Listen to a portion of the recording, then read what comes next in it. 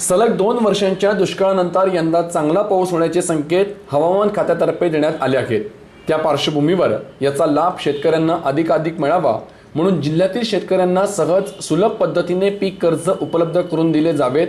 शेतकऱ्यांना पीक कर्ज देणे तसेच पीक कर्जाचे पुनर्गठन करणे हे बँकांसाठी बंधनकारक असून कोणताही शेतकरी हा पीक कर्जापासून वंचित राहता कामा नये असे कडक निर्देश जिल्ह्याचे पालकमंत्री दादा भुसे यांनी दिले आहेत।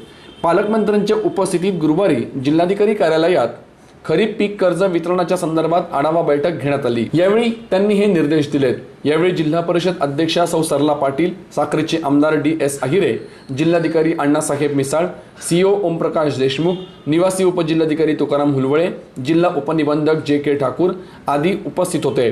गेल्या 2 वर्षांपासून अडचणीत सापडलेल्या शेतकऱ्यांना पीक कर्ज वितरणावेळी दिरंगाई करणाऱ्या संबंधितांवर फौजदारी कारवाई केली जाईल, ती यावेळी बँकांनी ओढवू नये असेही निर्देश यावेळी पालकमंत्र्यांनी आढावा बैठकीतून दिले।